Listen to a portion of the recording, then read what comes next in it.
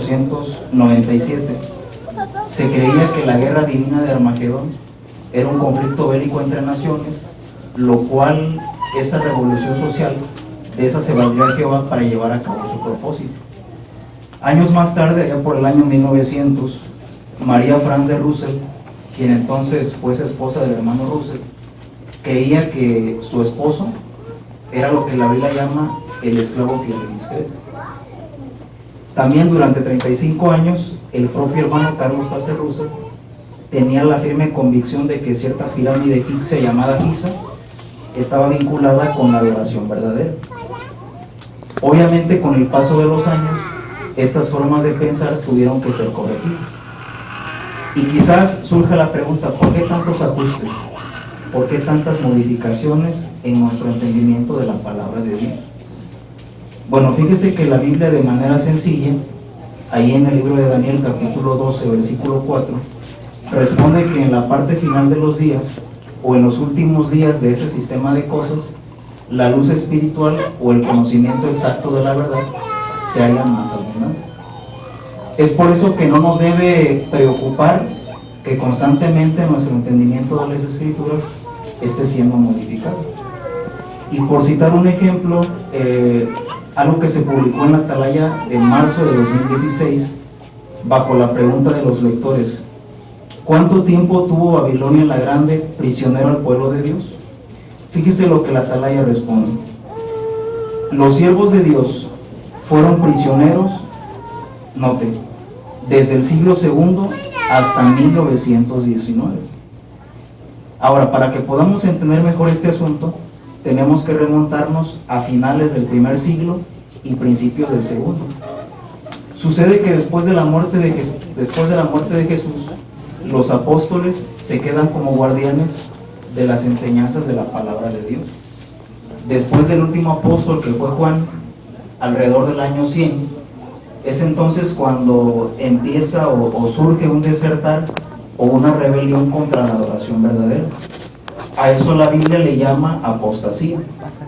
Y es cuando entonces surgen los padres de la iglesia, se empiezan a cristianizar ciertas enseñanzas filosóficas de Platón y Aristóteles, como la inmortalidad del alma, el tormento en un infierno, la idea del karma y toda esa clase de detalles. Términos como anciano, siervo ministerial, superintendente, son sustituidos por términos como episcopal, obispo, arzobispo, obispo.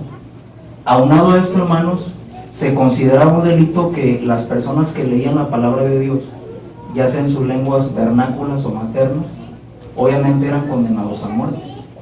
Entonces, todas estas clases de detalles hicieron que fuera el inicio de una profunda oscuridad espiritual, o como dice la revista, ¿verdad?, un cautiverio espiritual. Sin embargo, a finales del siglo XIX y a principios del XX, surge, por decirlo así, un éxodo o una liberación espiritual. Bueno, ¿qué les parece si analizamos eso directamente de la Biblia? Ahí en el libro de Ezequiel, capítulo 37,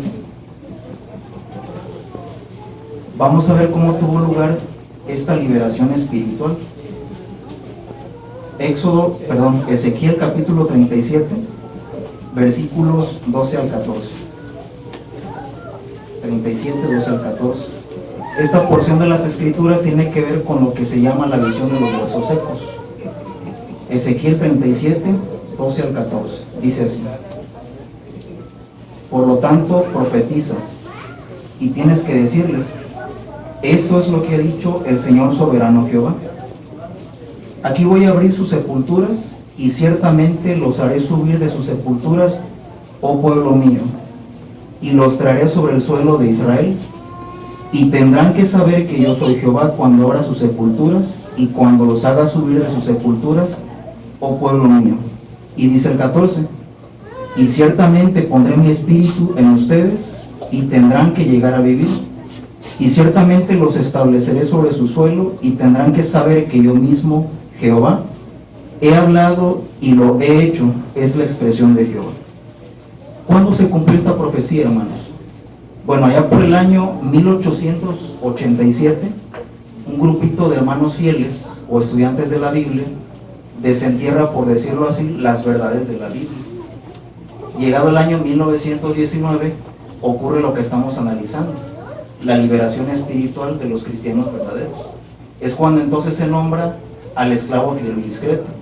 Y a partir de entonces, el esclavo fiel y discreto empieza a proveer publicaciones cristianas que nos han ayudado a abandonar ciertas creencias religiosas falsas.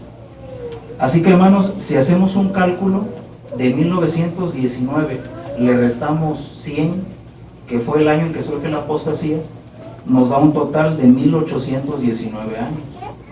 Durante 1819 años, el pueblo de Jehová estuvo bajo cautiverio espiritual. Finalmente, hermanos, sigamos confiando en el esclavo fiel y discreto, ¿no? Es cierto que muchas personas, nuestros opositores, dicen que nuestra organización está equivocada y que por lo tanto no es falible o no es de fiel. Sin embargo, en el caso de nosotros, debemos de mantenernos actualizados con las publicaciones que éste provee, y además debemos de ser obedientes.